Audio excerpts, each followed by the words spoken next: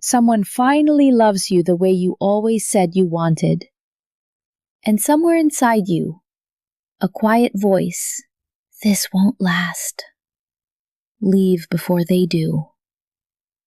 That voice isn't protecting you. It's the same voice that's been sabotaging you for years.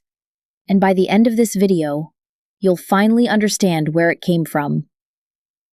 Before we go any further, like this video, tell me in the comments if this sounds familiar, and subscribe, because what you're about to hear might explain every relationship you've ever walked away from.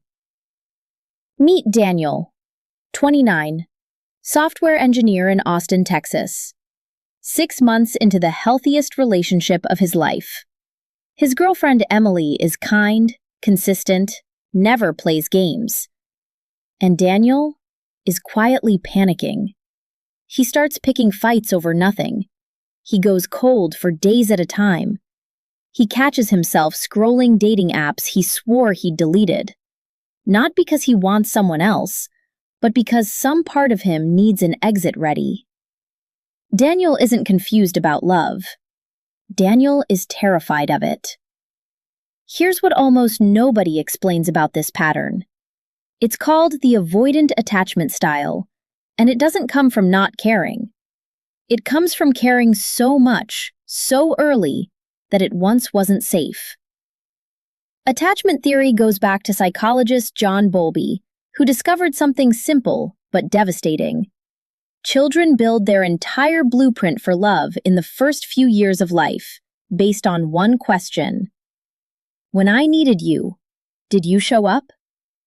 If the answer was inconsistent, a parent who was warm one day and distant the next, or physically present but emotionally checked out, the child learns a brutal lesson. Closeness is not safe. Closeness is where disappointment lives. So the brain builds a defense, and it's brilliant, in a tragic way.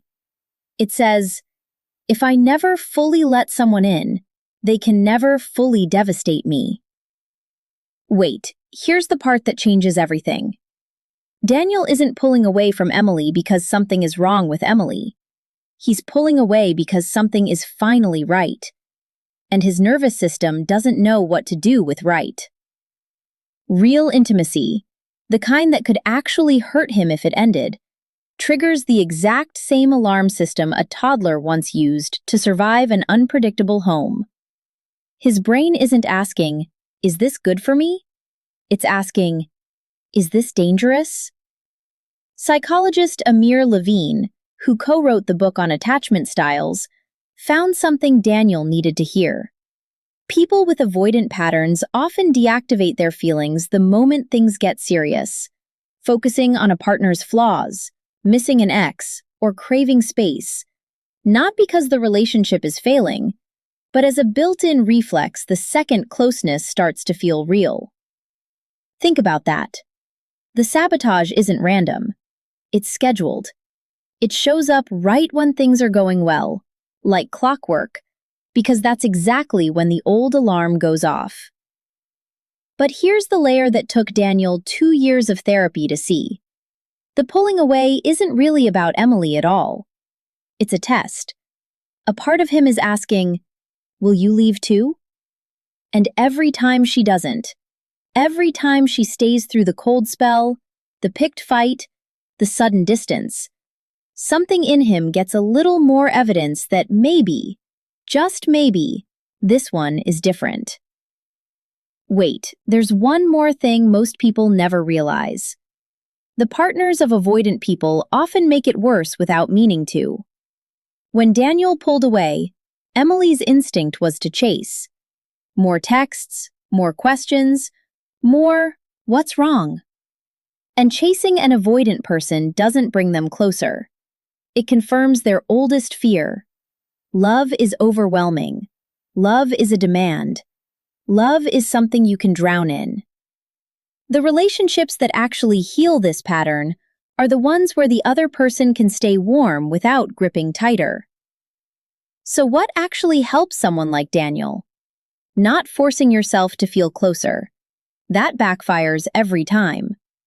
It starts with naming the moment out loud, even just to yourself. I'm pulling away because I'm scared, not because something's wrong. That single sentence does something remarkable. It moves the reaction from your ancient, panicked nervous system into your adult, thinking brain. And the adult brain can tolerate discomfort the toddler brain never could. Daniel started doing this with Emily directly. The next time he felt the urge to disappear for a few days, he said instead, "I'm having one of those moments where I want to pull away. It's not about you. Can we just sit with that together?" Emily didn't panic. She didn't chase. She just said, "Okay, I'm here." And for the first time, Daniel didn't run. That's not a cure. It's a rep. One more piece of evidence for a nervous system that's been collecting proof of danger for 20 years. It taking more than one moment, but every moment where the door doesn't slam, where someone stays anyway, quietly rewrites the story. If you've ever pulled away from someone who was actually good for you, you're not broken, and you're not incapable of love. You're running old code, written by someone very young, who was just trying to keep you safe. If this explains something you've never had words for, send it to someone who needs to hear it. And if you want to understand the other side of this, why some people love too fast and too hard, chasing the ones who pull away, subscribe, because that video's coming next.